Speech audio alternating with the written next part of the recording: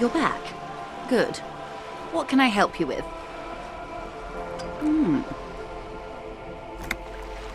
She's not even asking you anything. It's so easy to just say.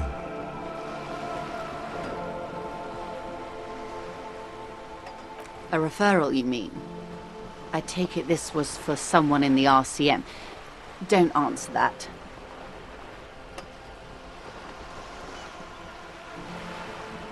Oh my.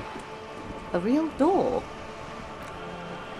The lieutenant does not say anything, but you hear the nylon of his jacket rustle as he looks at you.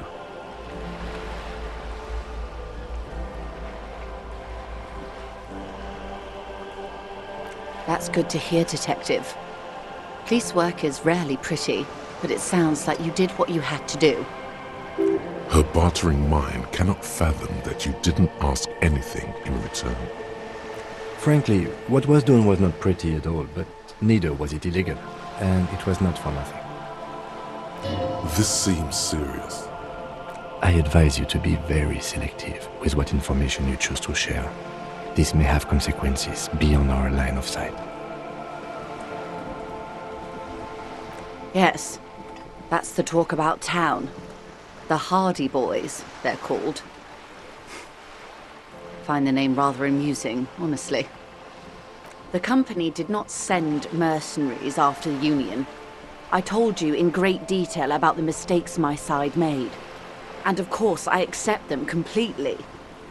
I just hope you don't share Everart's view on things. After all, as he said, one's dead now. The Pine certainly hasn't killed any of theirs. Let's keep it that way, she means to add, but then doesn't. How benevolent. Hopefully they'll help you sort this whole business out, if they haven't already. We cannot discuss the specifics of an ongoing investigation, ma'am. Besides, you haven't exactly been forthcoming yourself. That is only fair. Well, I hope it yields something. Otherwise, you'll have opened that door for naught. Anything else? I wouldn't have taken Everart for a saber rattler. Was he surrounded by Union men he wanted to impress? No, it was more like he wanted things to get worse. In secret, of course.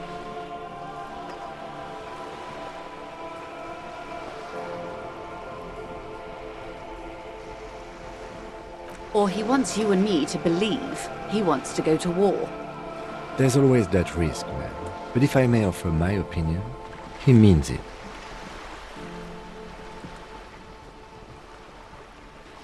I'll think it over, Detective. Thank you for relaying this information to me. Have I underestimated the Union's ferocity? She has to ask herself by now. What you've said is quite enough. You've given me a lot to consider, and may have helped me prevent this conflict from escalating.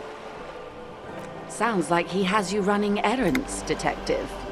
A well-established dominance ritual. Where did he have you deliver it? Ah, yes. I've been meaning to go there. With longing. Clear and simple longing. Strange. Why does she want to go there? I should be. In my youth, I had a brief dalliance here in Martinez. He was an older man with impossibly broad shoulders. He's probably dead by now. Even his shack is long gone. Not that it matters. These buildings are all carbon copies of one another.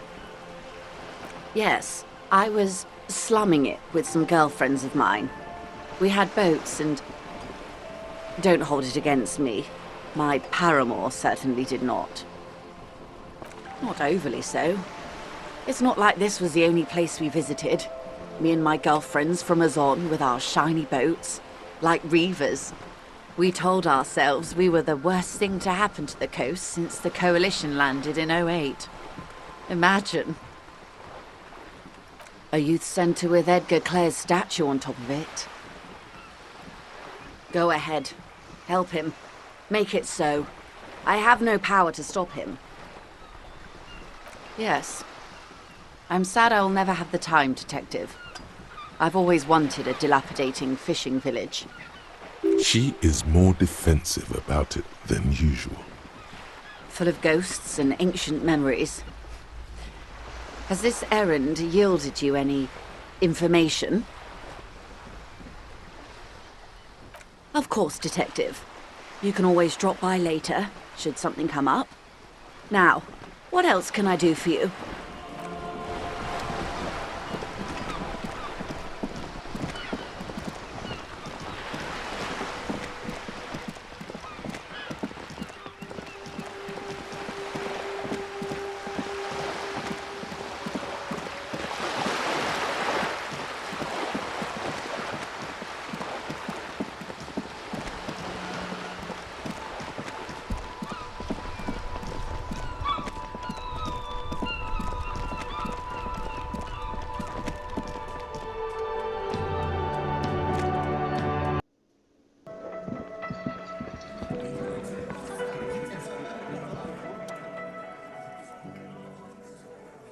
Looks like the circus left town, but the clowns are still here. A witness? You ain't got shit. The locals would never come to you with this. That's just cop tactics, Titus. Next, he's gonna tell you one of us already rolled on the others, and is in witness protection. Well, let's hear it then. Who is your mystery fella? He's not alarmed by the sudden appearance of a witness, but he is surprised. This goes without saying, but nonetheless, don't give out his name. Yeah, right. Like we wouldn't know if an MI plant was in our town. Nice try, right? MI is short for Moral Intern. Moral Intern is short for Moralist International, the coalition that runs Rivershore. I've seen this shit a million times, Titus. Fly fishing. They are desperate. Tell us, Copper, what wacky claims did he make? It's you assholes that feel the need to go around like a fucking brass band. The Hardy Boys are dead silent. Yeah, it's like they put cowbells on you before they send you to the streets. What's with the cowbells, policeman? They're avoiding having to answer this question.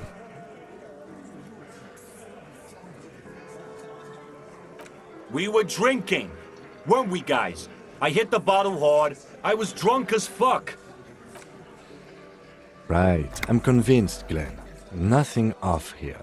Just a regular hanging. Arab guy? Boss, I think he's trying to say me and Theo. Well, yeah. What is confusing you? Eugene, Theo, and Elaine were there too. I already told you. We were all there. Those flaccid MI cocks with their culture language. Everything's a surreal play or sublime whatever. Doesn't mean anything. It means the whole scene was long and drawn out, like it was from a film. What is this fella's problem? Sorry we didn't make it more action-packed. It wasn't the first thing on our minds, you see? Shanky. It's Shanky, right? I thought there's something wrong about the lynching story. Now I know there was. You don't know shit. I know you are lying, Shanky. Some witness. I pulled the same shit. Came up with some shit, then went and said it to people. Get a reaction. Don't have to go to cop school to try that. You don't have to go to school for shit. I never went to school, and I'm doing great. You're doing a hell of a job, man. Hell of a job. So much bluster to hide the fact that they're uncomfortable with you having this info.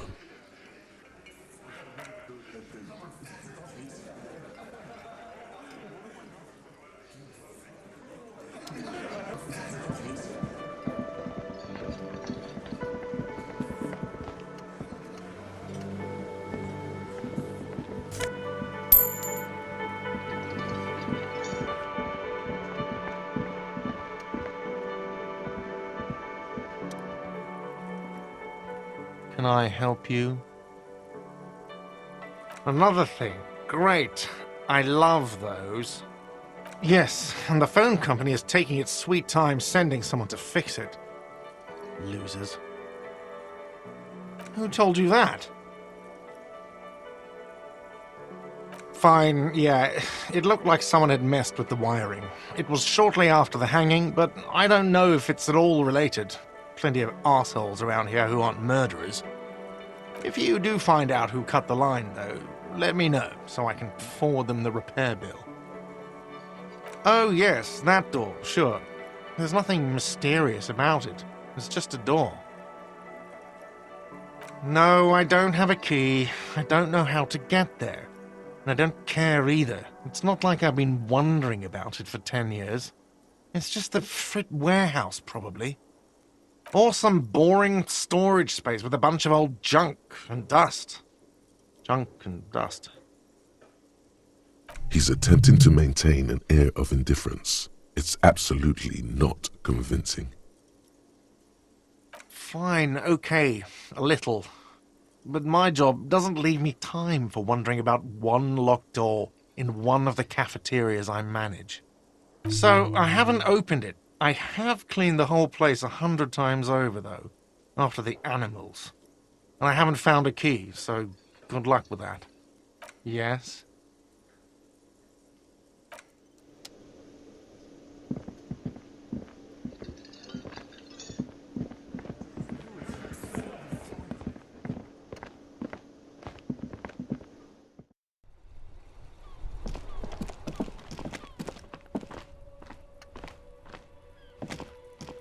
An old call box with a matrix of push buttons lists all the companies in the East Delta Commerce Center. East Delta Commerce Center? This must be the name of the doomed commercial area. An off-key melody starts playing after you ring the doorbell. Then a woman picks up the receiver. Kuno, please stop calling here. Grown-ups don't have time for your stupid games. She thinks you're the gremlin child. What would he say to this? Oh, I'm sorry, officer. I thought you were... But the doorbell is broken, and the bookstore shouldn't even be on the list anymore, so I can't help you. Please don't call here again. Thanks. A single beep indicates that the line has gone dead. You ring the doorbell, but no one answers. What an ominous name for a hair salon. Doesn't bode well for anyone's hair. All you hear is static, but no one answers the call. You ring the doorbell, but nothing happens. You wait for a minute or two, but all you get from the call box is silence. No one answers the call. Looks like someone has melted half the plastic off with a lighter. The doorbell doesn't work anymore. You hear static from the intercom speaker.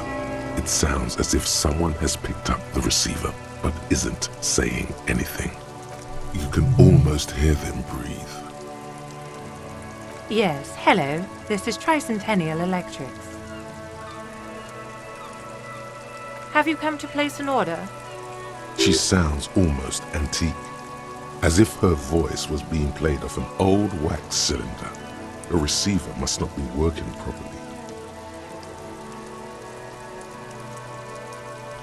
My God. The lieutenant exchanges a look with you. It's you. My God. I didn't think I would hear your voice again. It's a woman, and she knows you. Your heart beats faster. Who cares that you don't remember her? Just go along with it. No, something's wrong here. Are you sure she's talking to you?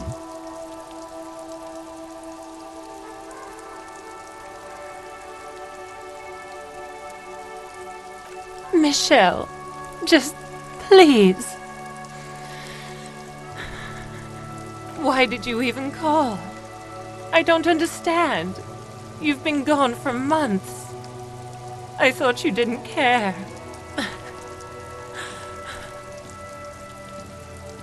Ever since I came to work here, it's been different. As if my mind's been wiped clean. A spot of static overrides her words. When she speaks again, it sounds like she's submerged. It's so nice. It's so nice to be able to finally forget. She sounds like she's about to cry. She doesn't answer.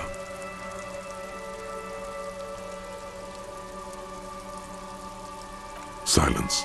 The only thing you can hear now is static and waves washing ashore on the bay.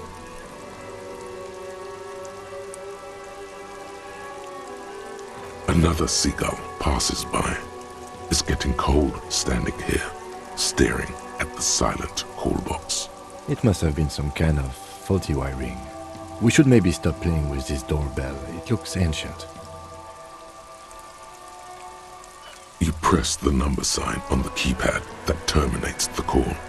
12 name cards on the call box read. Silence.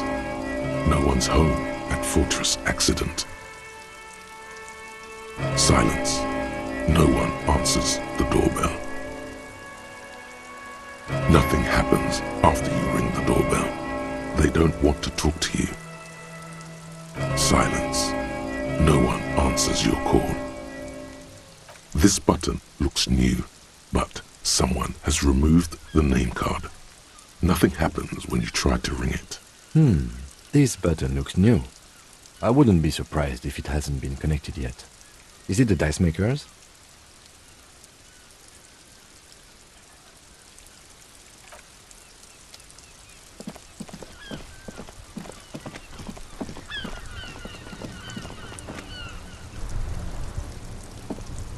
Inside, you see a set of steering levers, a radio microphone, a pull-out toolbox, and...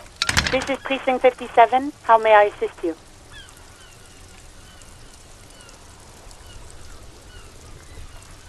Of course. What is the number, officer? Yes, hold on. Her number is 005 1944 298. Received. Hold on, officer.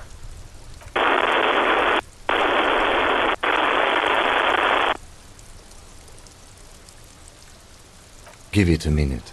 She might be busy at the moment. Takes a bit to get to the phone. Officer, I have Sylvie Malaika on the line for you. Yes, hello?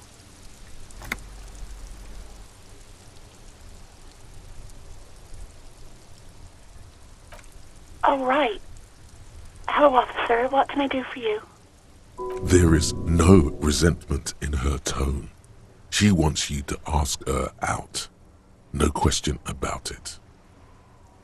You mean, why did I leave the bar? Honestly, I'm not really comfortable discussing it with you, sir. Why not?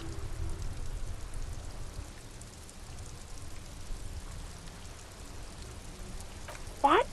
No, why would you even think that?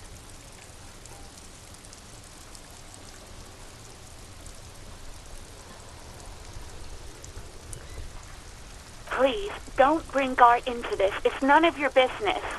God, why can't you just mind your own business? She mutters. I already said I don't want to talk about this. You're messing everything up again. No, Not me.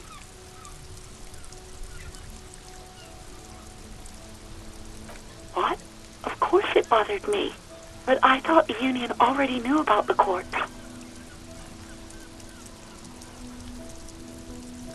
No one calls the police. The Union would get angry. You know, what the Union says goes. People listen to them and they take care of their own, which is like everyone here. Garbage. Okay.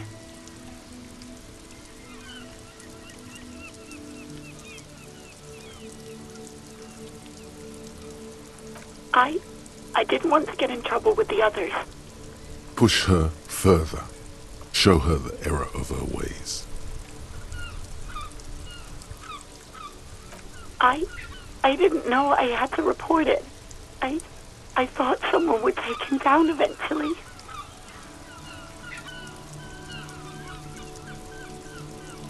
Yes, I know. It's just...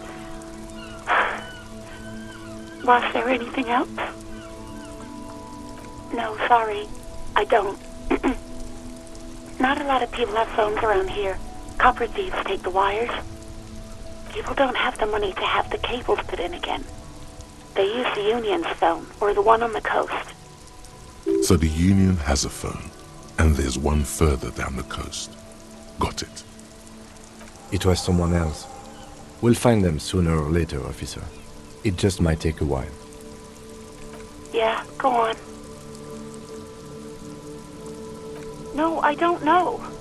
It wasn't me. I haven't been out there since. I was terrified of the stench and the corpse.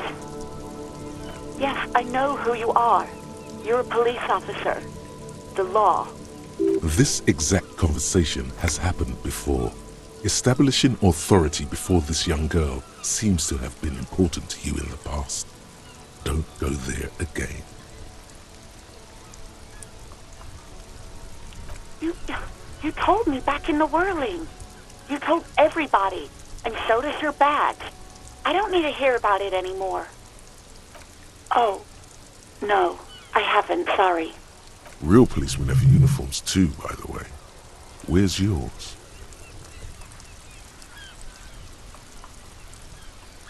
Yes, you absolutely should. It's awful that you lost it. Please, no. Not this again. Everyone saw your cool gun, detective. You were trying to impress some people with it. Everyone was eating, and... you were waving it around in everyone's face, begging them to describe it. You said it calms you, and then you started making suicide jokes. It got pretty graphic. Oh, those again. I have been trying to wean you off them. You know, when you put your gun, your actual gun, on your temple and pretend to shoot your brains out, off of that, people don't like that. I remember this. You were screaming things like, "My brains are all over the wall, painting them red. I won't be seeing it, 'cause these are my brains. I can't see without my brains." Very nice visuals there.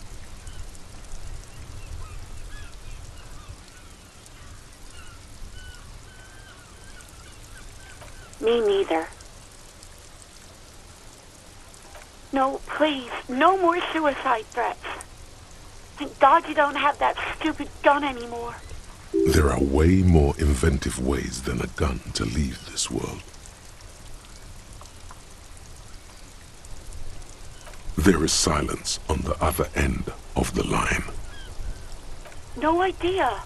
All I know is next you were waving around money instead, saying things like big butts cannot lie and guns can't buy money, but money can always buy guns. It almost looked like you pawned it, but believe me, I did not ask. Uniform? I never saw you in any uniform.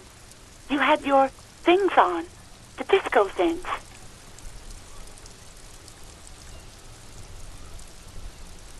Well, you tried to jam it down the toilet, sir. clogging it completely. After I had unclogged the toilet and retrieved the paperwork, I threw it out in the trash, thinking you didn't need it. I am sorry about that. Anything else, Detective?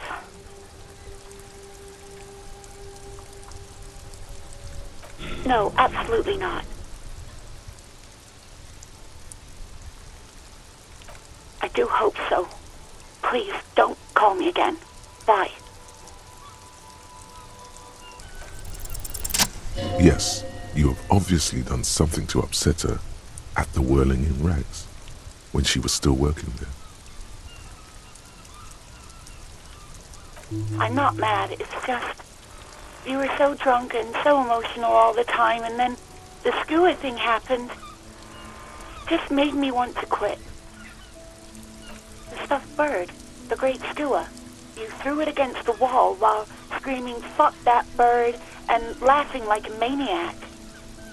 I think you said it had been giving you shit ever since you got there.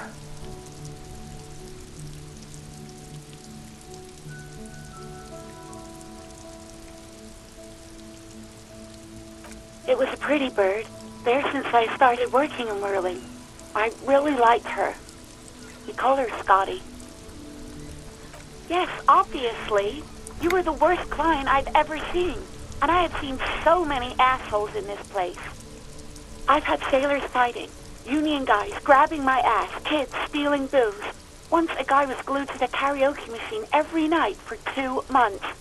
But you... Well, you were worse than all of them.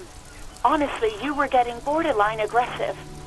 Even about little things like not turning down the volume at 3 a.m. I even liked one of those songs you kept listening to on repeat. No more. I hate it now. We Go On by the O.O. I can't listen to it anymore. You've turned it into a parody. To hell with that song. Then there was your room. Your project. An experiment to see how bad it can get in there. I tried to send the cleaner, but you wouldn't let me. Threatened to make me understand. I had no idea what you meant, and I don't want to know. And then you screamed something about how you're actually a real cool guy, and no one understands it. One of the coolest guys there is. The coolest guy in Jamrock. Something about disco, too. And then I had to deal with your toilet. The one you clogged with police documents, causing water damage downstairs in the kitchen. I won't even mention you waving your gun around, harassing customers, threatening to sing karaoke, threatening to kill yourself. No, you really weren't. You were simply the worst.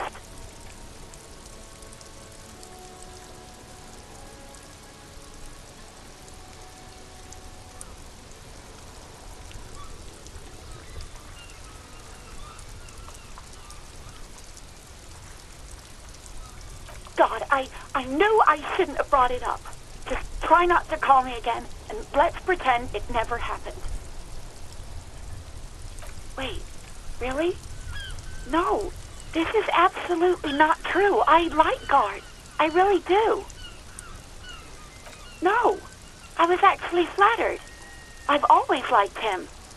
It was just bad timing, with the corpse and all that. There's a pause. You can almost see her on the other side, the telephone cord coiled around her index. I didn't know what to say to him later. Then you came and destroyed the place. So I left without explaining. I should have told him, maybe. Okay, but please don't mess it up. Please don't take out your gun or something. All sorts of things. From disco, rock too.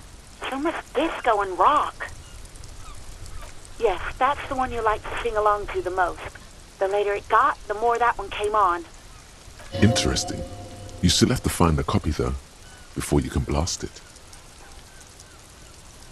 You hear a sigh of relief on the other end of the radio.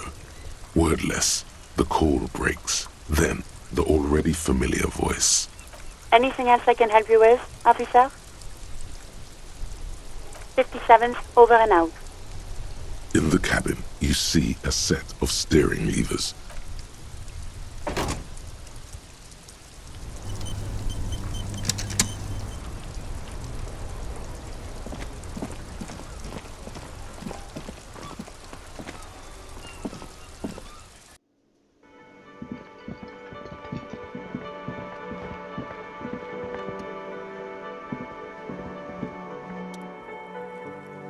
Can I help you? Wait, what? But what about the bird? Yes, the bird. I found it lying on the floor with a broken wing the morning she left. You broke the skewer! I assure you it was him. Why on earth did you have to break the skewer?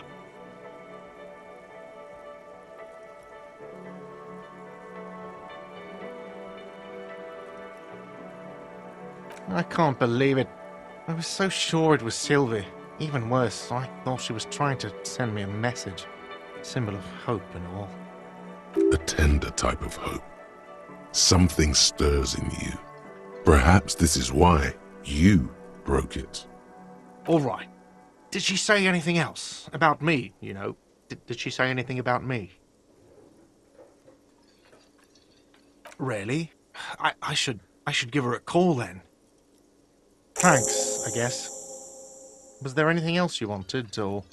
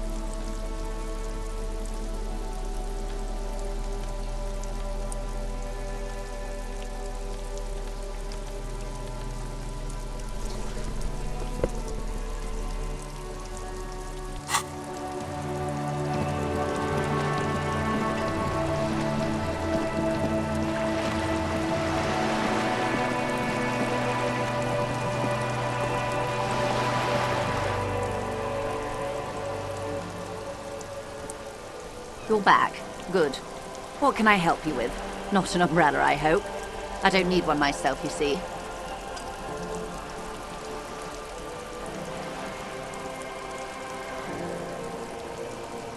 Sadly, I need this one myself. It's hydrophobic, repels water, almost magically. The company makes them for offshore platform personnel. Very sturdy. What I can do for you is answer some questions. Nothing like talking to pass a rainy day. More lessons in basic reality? My favorite part of the day. Go ahead, ask me anything.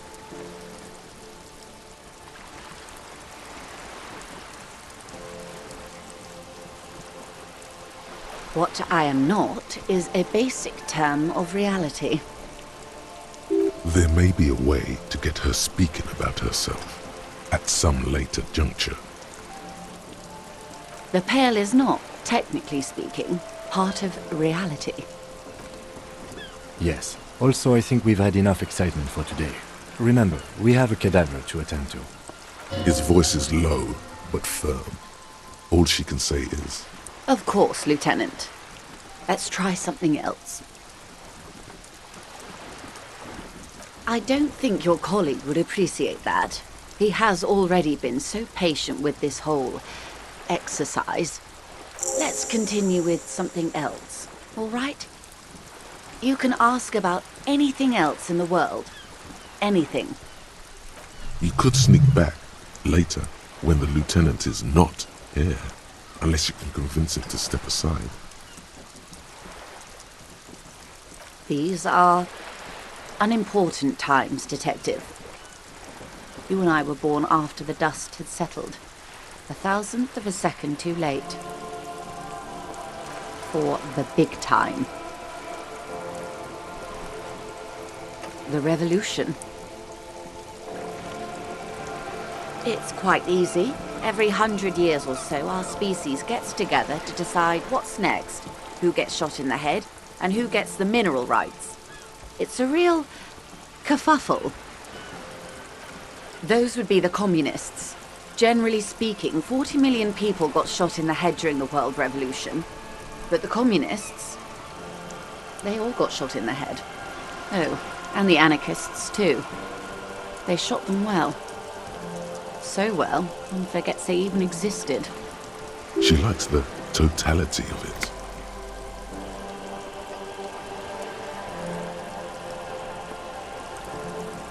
Did they ever? Before they got shot themselves, they shot 2 million people.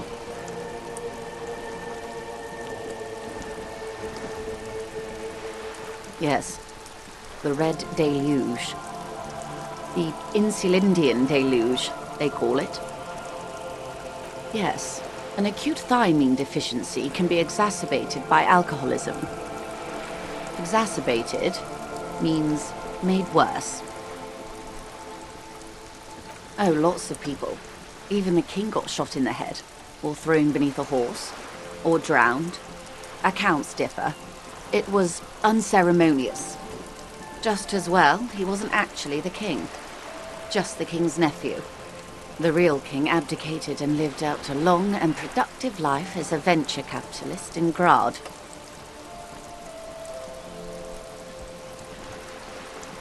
Which one? Actually, it doesn't matter. King Guillaume has always been my favourite. He could smell a PR disaster brewing.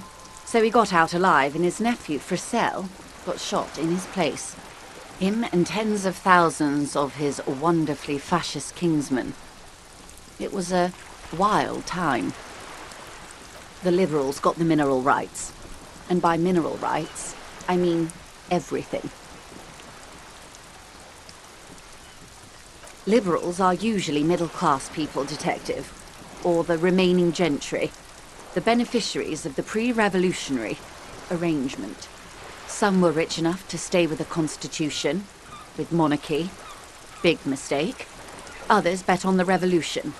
They were called the ultras, or ultra-liberals. They fared well. They didn't win so much as survive.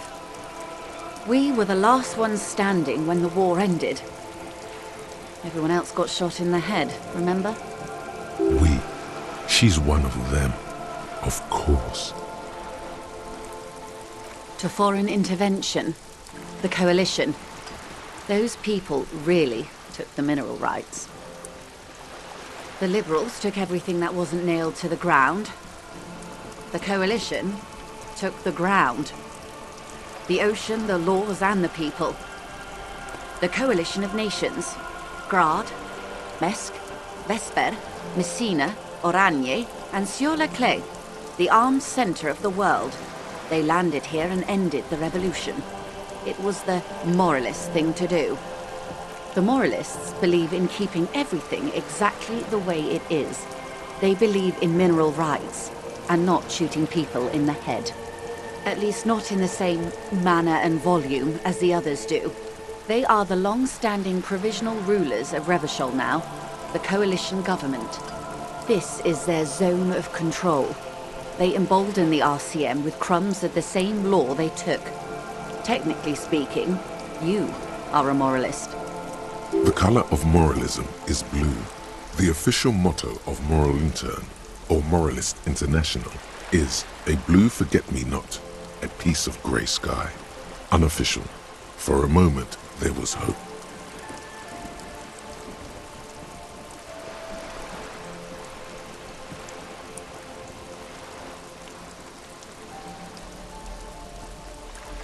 A devout man of the center. Hard to come by. It's good to have someone who takes a moderate approach to head shooting. In your line of work, I mean. The turn of the century revolution? Don't answer it. It's a trick question. The revolution began in '02 on the Isla of Grad, though by the end, nearly the whole world had gotten involved. It wasn't a who, but a what. A pandemic of Zarat, a particularly virulent prion disease, which the authorities in Grad proved unable to contain. Then Mazov came along and overthrew the government. It made people overthrow their governments. Indeed, Zarat is a highly infectious microorganism that destroyed brain tissue. The actual causes of the revolution were material. The pandemic only provided the spark. From Revachol and Grad? Not far. The world managed to cauterize itself. Mazov's government was overthrown in '08, and the coalition crushed the Revachol commune 2 years later. It was the end. Why? You and I, officer. Our lives in the zone of control. Something tells you her life and yours are not that similar. Maybe it's because she has a boat and you have that necktie? A pair of pants? No doubt. But we share the same time and position on the planet's crust. That counts for more than you think. A city-state divided into free market zones under the everlasting interregnum of the Coalition of Nations, and you, of course, the citizens' militia. The zone of control is the third incarnation of Revachol, after the failure of the suzerain and the commune. Modernity. They developed the marvels of the inter-islary communication, telematic milieus, radiation, colored plastics. Meanwhile, in Revachol West, the aftermath continues for the 5th decade. 51 minus 8 equals 43. Time flies. The 20s saw a decade of urban war, west of the river leveled, offshore platforms in flames. Still, it's regarded as an improvement on what came before. '08 to '19 was simply hell. The 30s? Things settled down in the 30s. Revachol East transformed itself into the world's largest tax haven, with the international community's blessing. For the first time in a long time, it seemed like things were going somewhere. No, it was a market mirage fueled by cocaine and quantitative easing.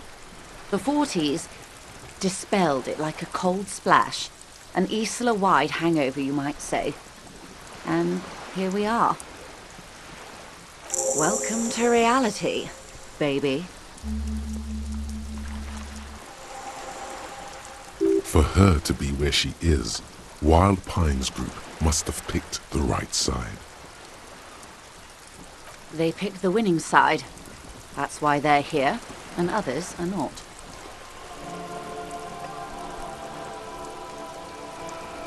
Perhaps it wouldn't have turned out that way had I been in charge. I might have bet on the king and led the Pines to doom. I would have sided with the cannons. If you'd seen the calibers of the things, you might have too. Perhaps it's better I was born when I was. 10 of the 14 Indo tribes got it wrong. Feld, Kupri, Tricentennial. So I suppose I would have been in good company. Good question. What would you have done differently?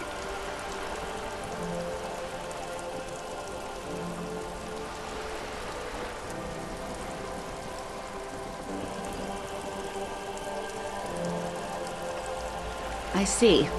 1/10 of humanity. The key of history is in the lock. Keep turning at any cost.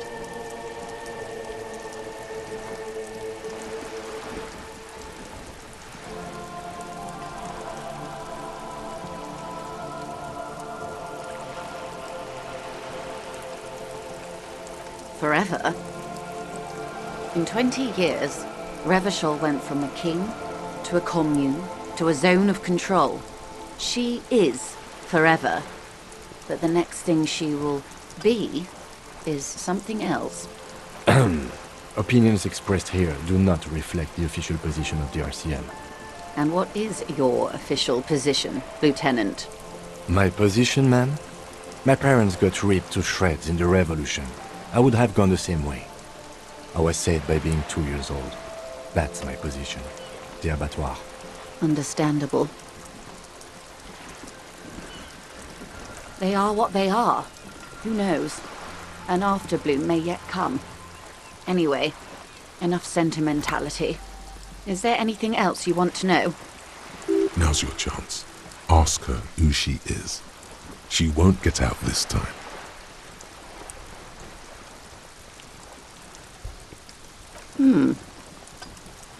She won't maneuver her way out of this one.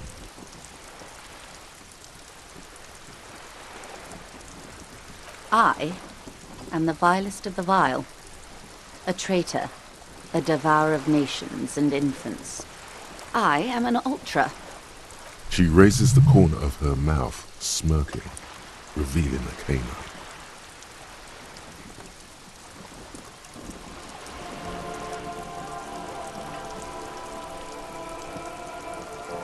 Haven't you heard? I am a nether creature of the Forbidden Swamp. One of those who pushed the king under a shit wagon and betrayed the revolution. We surrendered the nation to the financier pirates. No sane person identifies as an ultra-liberal anymore. Not in broad daylight. You've got Revachol in your blood. A real nationalist. Tell me, now that I've uncoiled myself, are you repulsed? In her green eyes you see a mixture of truth and self-satire. Decades of guilt and pride.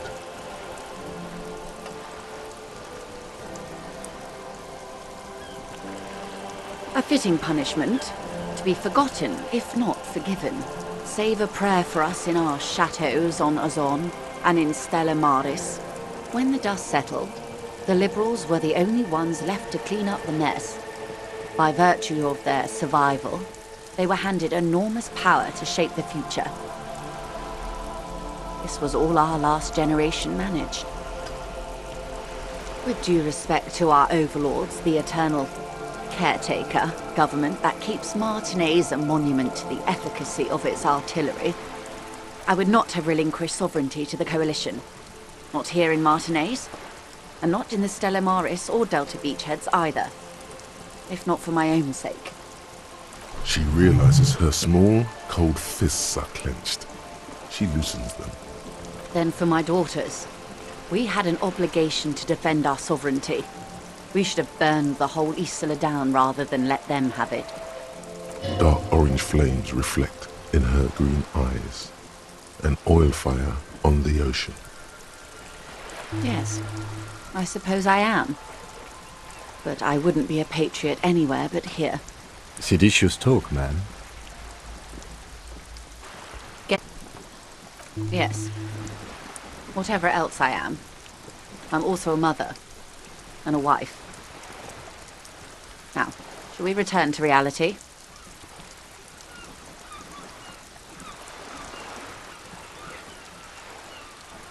It's a neurological disorder caused by a lack of vitamin B in the brain.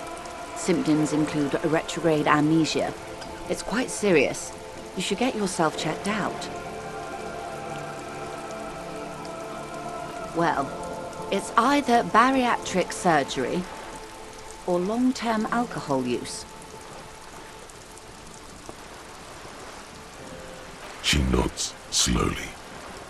Yes, and perform autoerotic asphyxiation on yourself with your funny necktie, out in the open somewhere. A bird? A sphenicid? A flightless bird of the polar regions?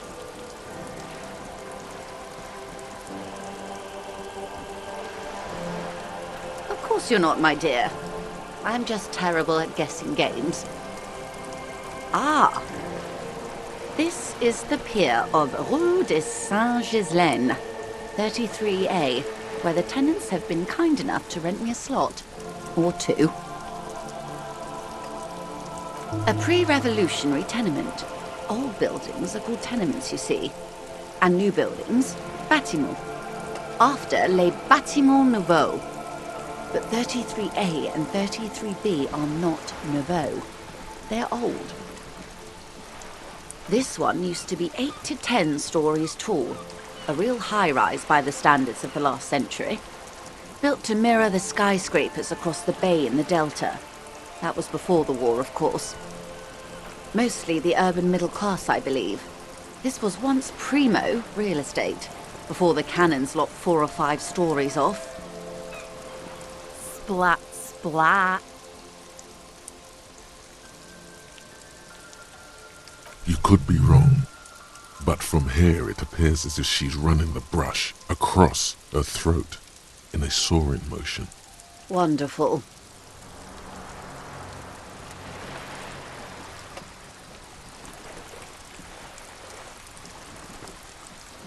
The girl in the old lady rags. Looks like a sullen and rebellious member of a teen infraculture. Yes, you and I belong to the supraculture. We're common, the herd. The music on the radio, the food in the chain restaurant, those are all too popular for the girl in the old lady rags. She prefers a fantasy world, an infraculture with its own dress code and vernacular. It is an illusion, I'm afraid. There is no refuge from the supraculture. Young people who dye their hair funny colors and wear old people's clothes are stupid, and their little rebellion is self-defeating. All right, what next? Suddenly, you're not so sure you're part of the supraculture. And what would that be? She lets out an unrestrained laugh, the crow's feet stretching onto her cheeks. My reality-impaired colleague is not so far off. Many of the RCM's fashions, even weapon preferences, borrow heavily from classic Vespertine cop shows. My precinct alone has 3 officers who go by the name Ace. But please, do continue this reality exploration. I was just remarking. Yes, let's.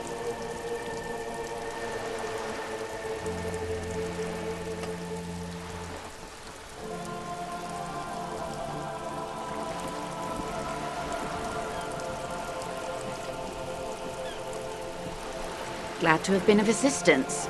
The little that I know. Anything else?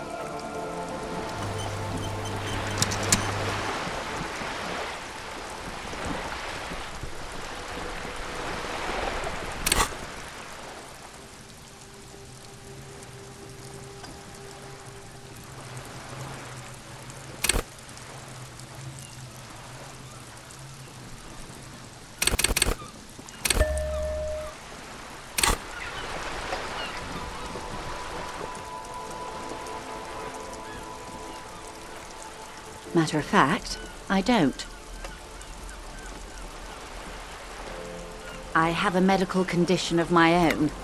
Nothing unusual, though. I'm old, you see. Of course. That's what I'm here for.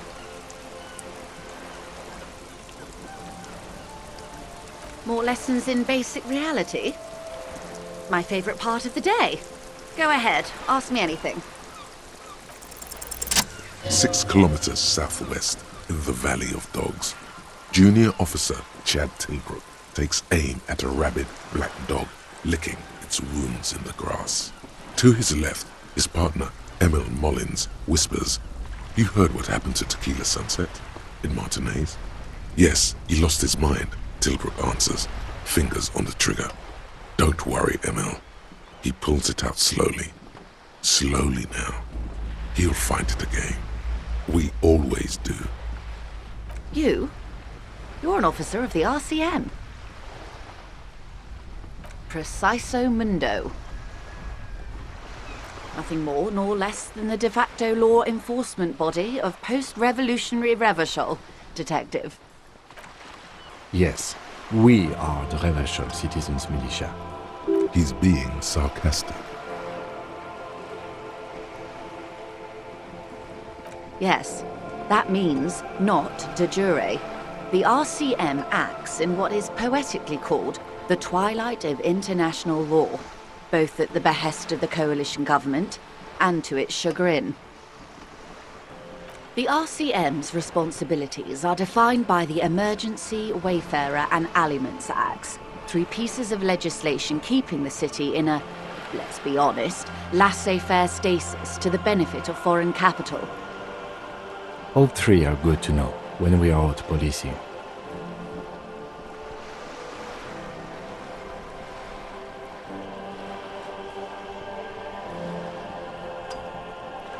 There's nothing basic about your role, Detective. It's true that the RCM keeps everything the way our seemingly permanent, provisional rulers like it. Yet, on the other hand, I know these people. I deal with them daily. Let me tell you, dear, they are not fans of you. The post-revolutionary decade was a disaster for the coalition government. Revachol in the 20s was hell, especially on the west side of the river. Gang warfare, a botched privatization scheme, a nuclear pile meltdown. They called it the international zone because no nation wanted to claim responsibility. The RCM restored peace where the coalition failed. A true blue citizens' initiative. They will never forgive you. That's somewhat of an exaggeration.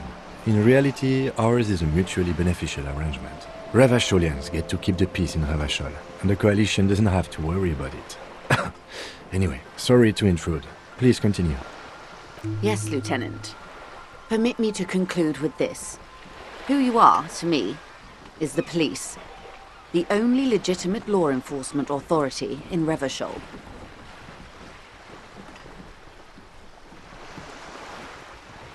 And if those authorities drink so hard they need help recalling the basic terms of reality, well, I am here to help. Nothing more nor less than the Yes. He's being sarcastic. We are. Yes, that means not de jure. Permit me to conclude with this.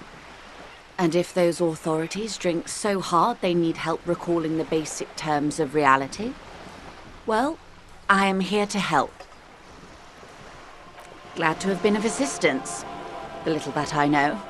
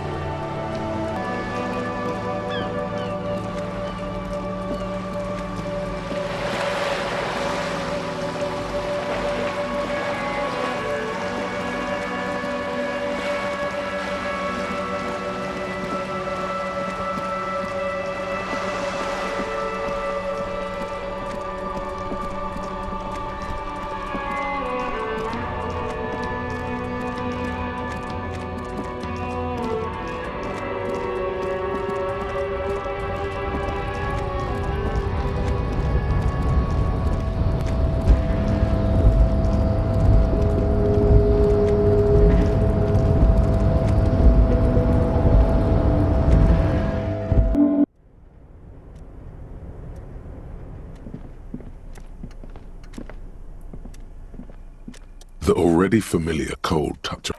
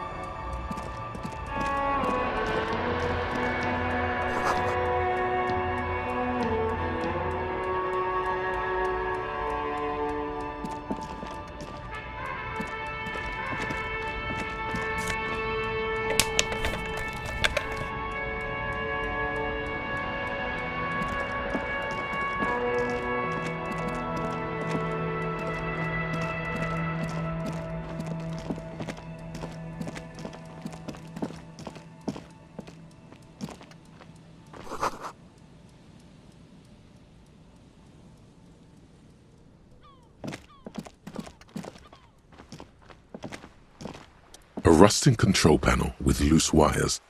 This panel usually closes the waterlock, turning it into a bridge that lets you cross the canal. But there's a crashed salmon and butter sign in the way. Pulling the lever probably won't do anything. You pull the lever all the way up until the metal clicks against the contact pins. You hear a soft clunk. Then, nothing happens. A spring brings the lever back to its original position. You still need to close the waterlock to get across the canal some other way. Wasn't there a sign over there saying functionality will be restored on Wednesday morning?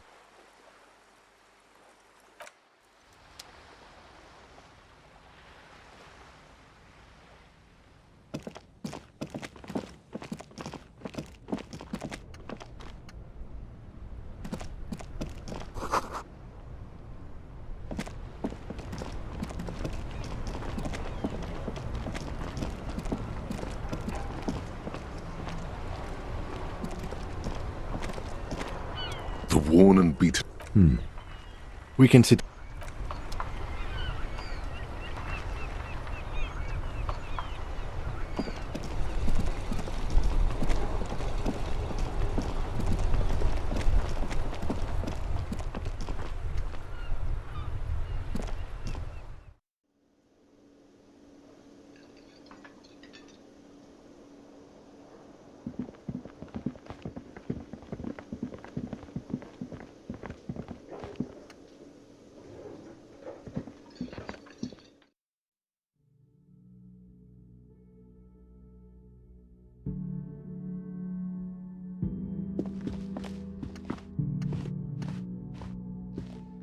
The door is closed. Still, the lieutenant.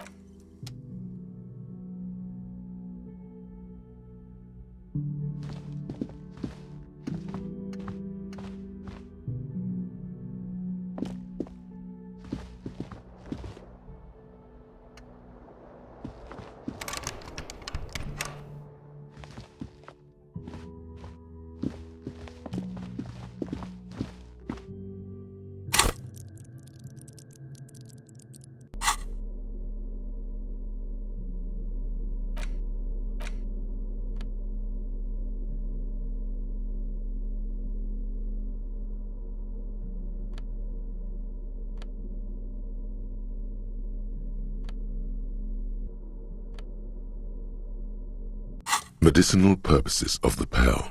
The cover of this heavy tome. Very well. First, choose a base ingredient. Next, you'll need to combine the base ingredient with an appropriate vehicle. Lastly, is there anything else you'd like to add? You've created a delicious tincture of whiskey and ginger. According to the pharmacopoeia, it should increase your energy and focus, though, in your experience, it's only done the opposite. Would you like to try again? Very well. First, choose a base. Next, you'll need to combine the base ingredient with an. Lastly, is there anything else you'd like to add? You've created a delicious tincture of whiskey and ginger. According to the pharmacopoeia, would you like to try again?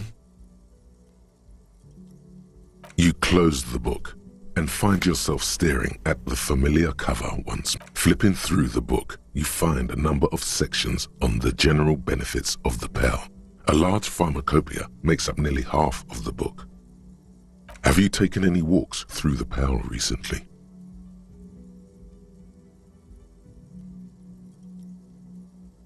The book is frustratingly vague on this topic, but it seems that if you've walked through the pearl, you would know it.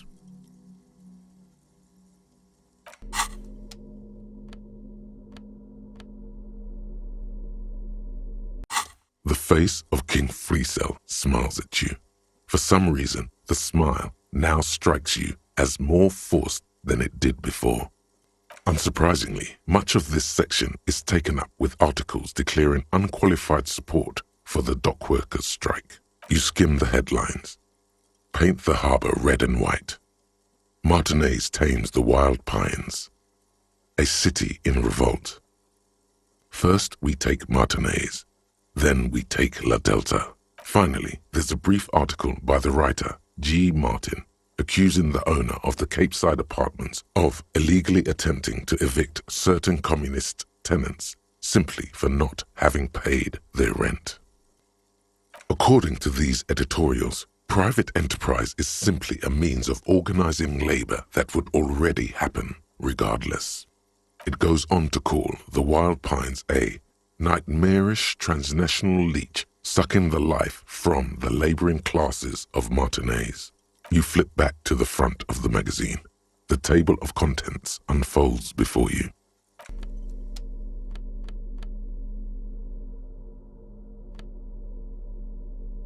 The worn map features the patchwork grid of the streets of Martinez, with directions to appropriately touristy locations.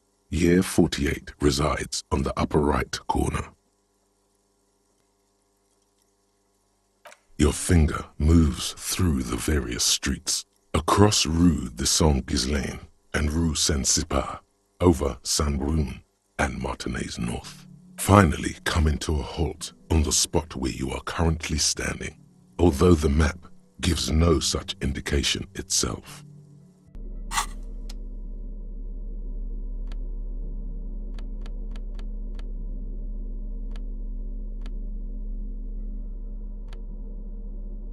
The face of King Freecell smiles at you.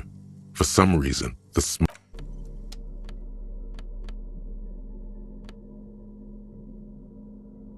You stare at the now familiar black and white rainbow. In cold, detached prose, the author describes a scene from one of the Yugograd riots took place from 27 to 29. As ethnic tensions run wild, a pair of young lovers meet each other on the street. It would physically hurt you to keep reading. Are you sure? You've made the right life choices today, sir.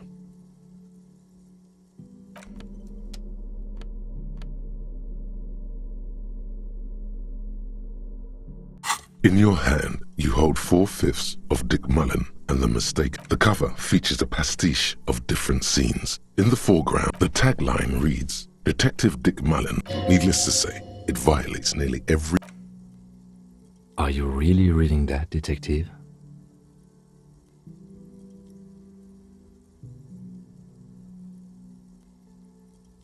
Well, you won't find it in there. Those books are much more about ravishing dames and gunplay than real police work.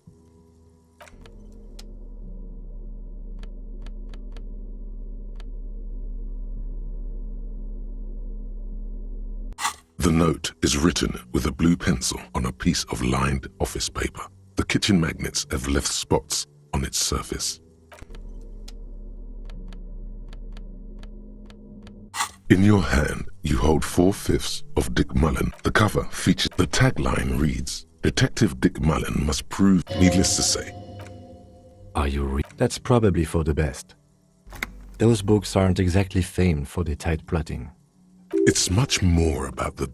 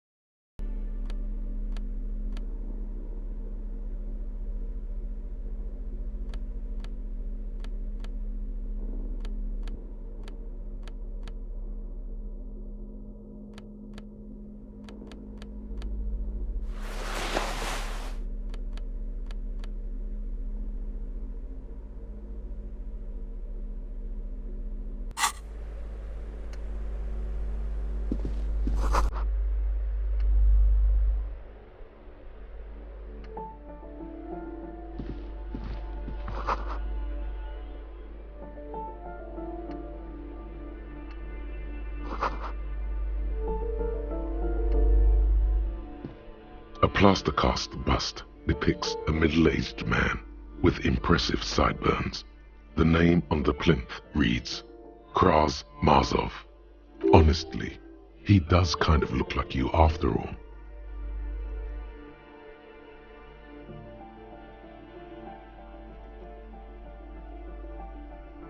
Hold on a second. Is this why you broke in here?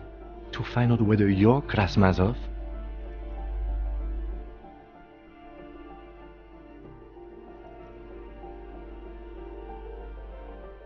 Except that Krasmazov is dead.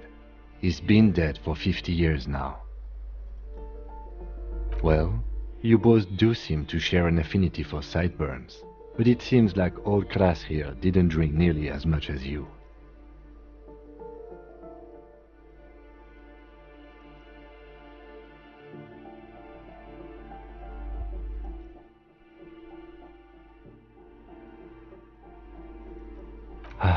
Very well.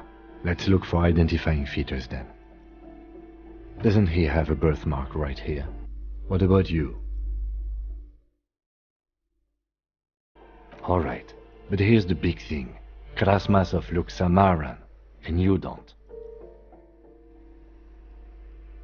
Okay, you win. Be Krasmazov then. I don't care.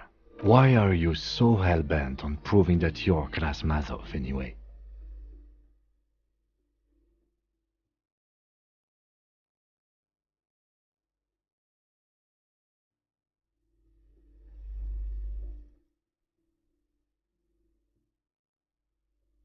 I think you have misunderstood who he was, but if you say so. The White Star, the photos on the wall. I think we have broken into the apartment of a young communard. How fitting. Whoever lives here definitely shares your enthusiasm. There aren't many communists around. Not after the revolution. Some youth still keep the ideology going, it seems.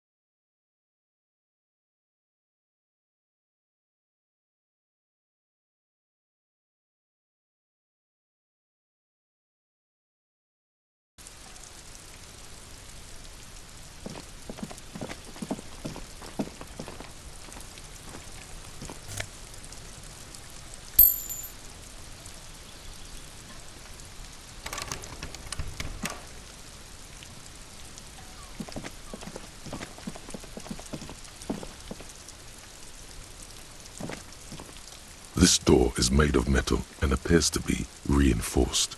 So no one answers. Let's go. No one answers. Let's go.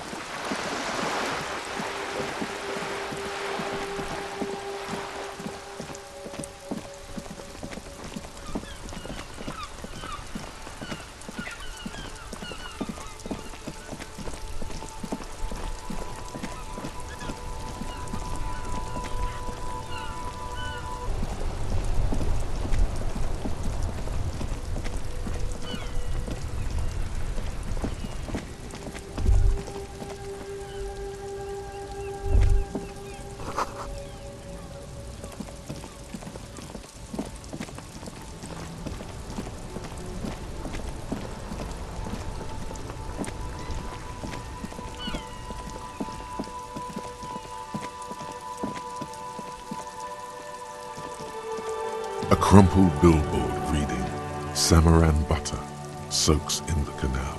Two ugly lines mar the bright countenance of the blonde boy depicted. Whatever it is, the boy on the billboard seems very happy about it. Goat milk and butter. The Samaran terrain makes it easier to raise goats than cows, and the local goat farmers produce high-quality meat and dairy staples that add variety to other nations' diets. It's an acquired taste. Judging by the size of the impact and the parallel lines of burnt rubber, the cause was probably a motor vehicle. These look like the same tire tracks I saw earlier in front of the whirling rags. Side slip marks indicated that the vehicle was traveling up the crater at 35 kilometers an hour. The black marks on the roof indicate that the vehicle vaulted from the crater to the roof of the shack. The panel served as a takeoff ramp.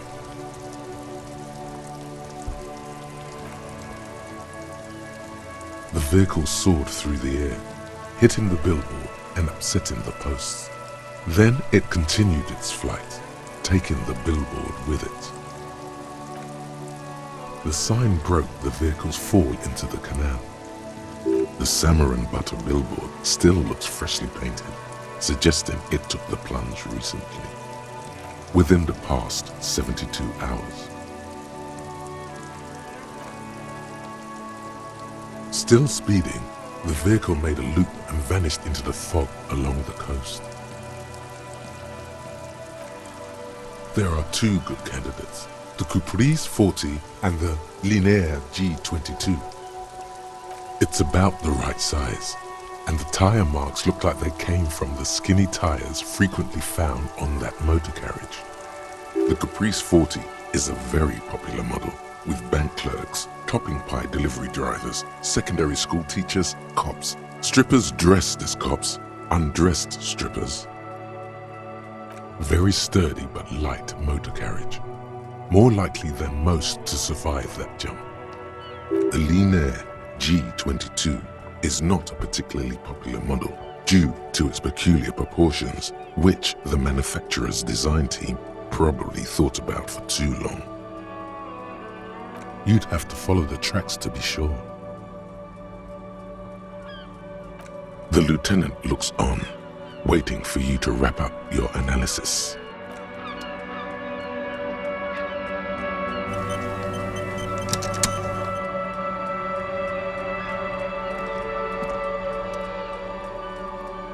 Any theories about what happened here?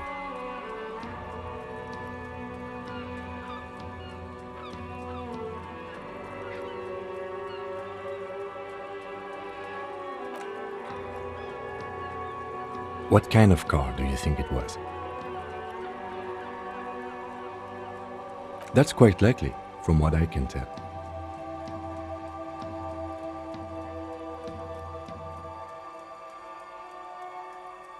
Oh.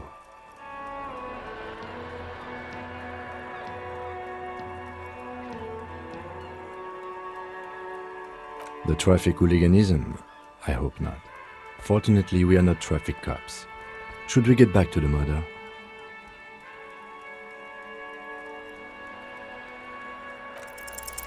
Somewhere in the depths of your alcohol-addled soul, you find a few threads that you can weave into a story. The tip-top tourney champion?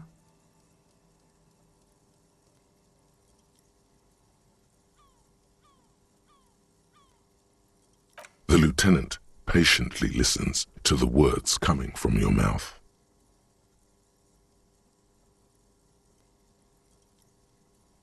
Jumping canals at night?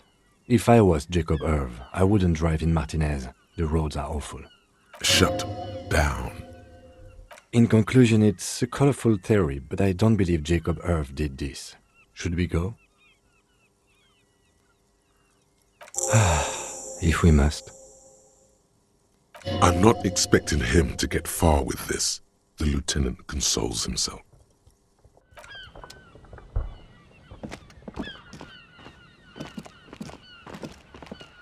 rusting control panel with loose wires dangling out from the hole where an indicator light This panel usually closes the water lock. You pull the lever all the way up until the metal clicks against the contact pins. You hear a soft clunk. Then nothing happens. Nothing happens. A cold gust of wind blowing in. A spring brings the lever back to its original position. You still need to close the water lock to get across the canal. Some other way. Wasn't there a sign over there saying functionality will be restored on Wednesday morning?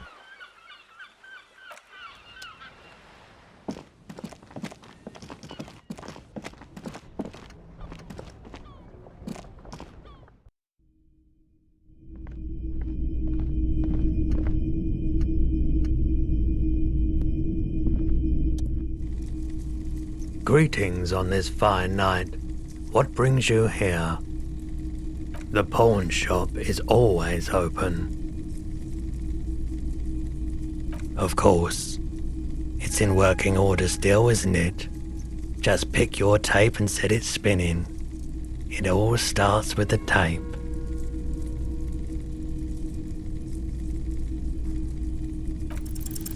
Feeling warm and enthralled by the movement of light, while the mind continues to race forward. Lucky bastard, he's probably on Prolidon. It's tough to come by on the street. A drug developed by the military to treat and prevent radiation sickness. It has psychedelic side effects, and it makes your eyes turn yellow.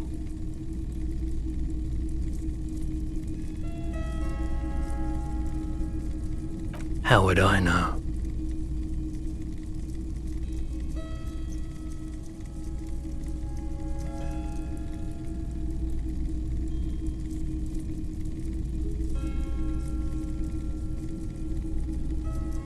Prolidon is just something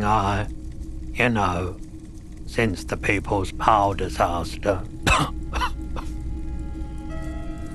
I was with the Emergency Relief Brigade.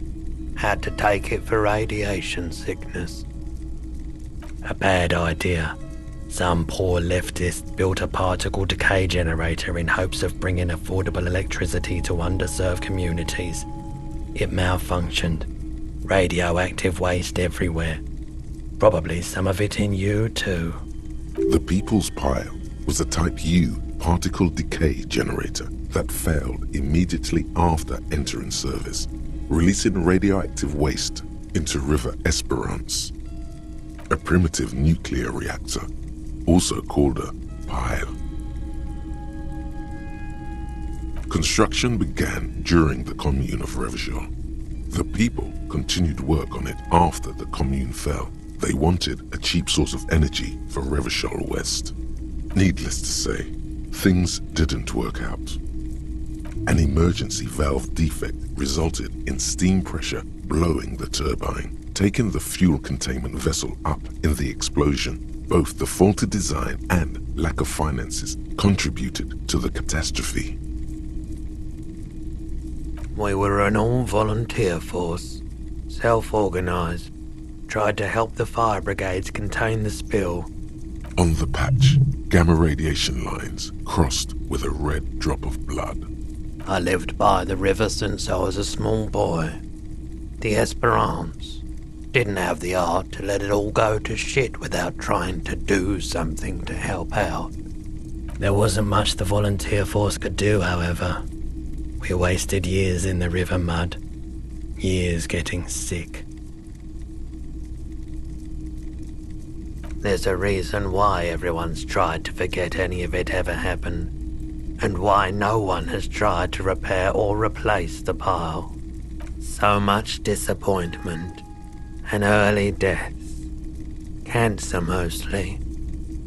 And we knew all that was coming even as we were cleaning up as best we could. No one's. Everyone's.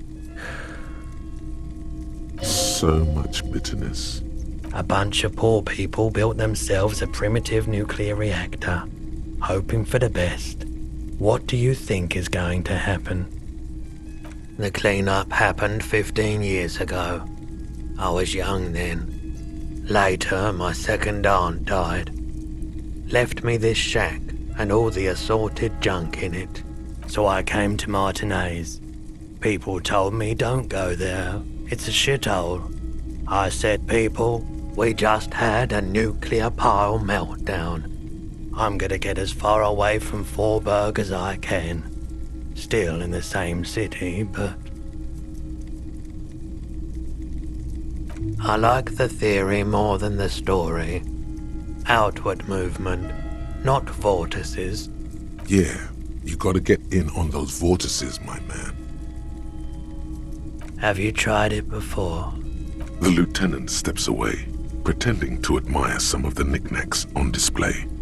Looks like he doesn't want to get involved. Go ahead then, he thinks. As long as you can walk straight, I don't care. He won't be your nog, but he won't be thrilled about this either.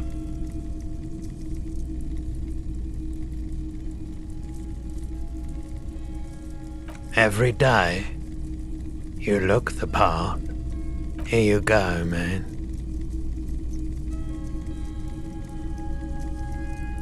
Of course.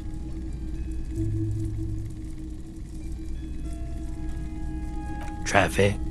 I'm sorry, officer, but I don't drive. I just don't like it very much. Movement on the road never really gelled well with the movement of my thoughts. Now that I think about it, I do remember hearing a thunderous noise the other night. Some kind of powerful electric vortex hitting the shop, and then moving on. That sure narrows down our list of suspects. Yeah, it was pretty wild. I didn't really know what to make of it, but I know it meant something. Sure thing.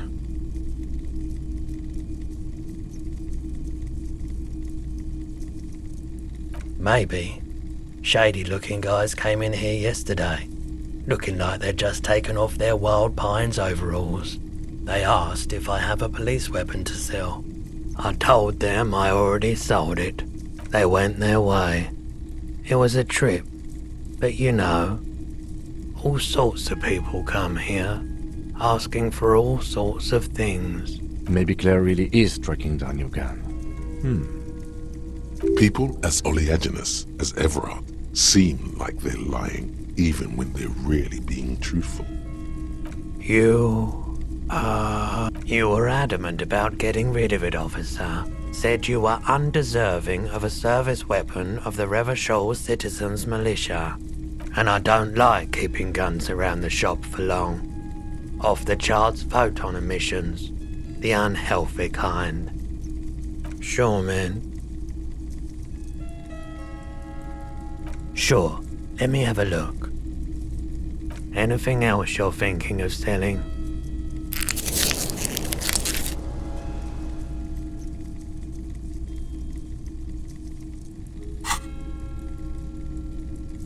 Anything else you're thinking of selling?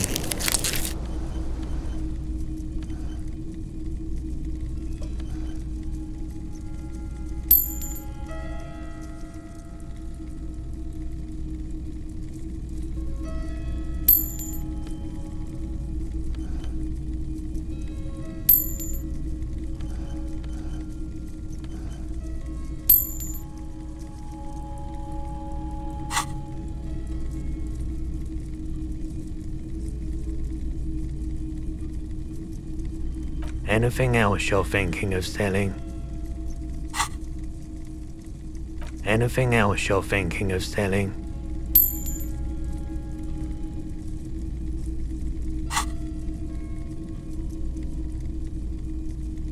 Anything else you're thinking of selling?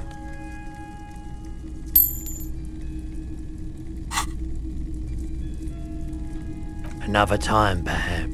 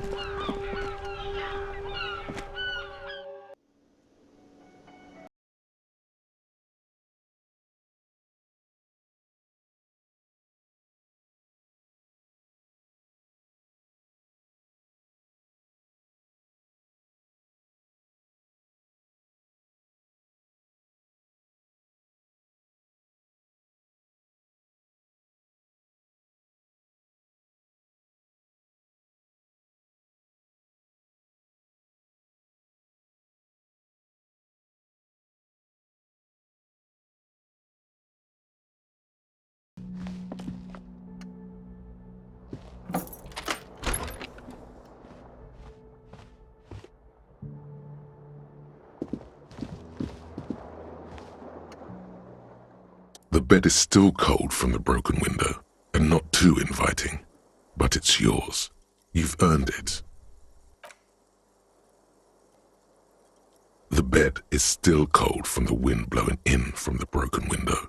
The mattress creaks as you close your eyes and try your hardest to fall asleep.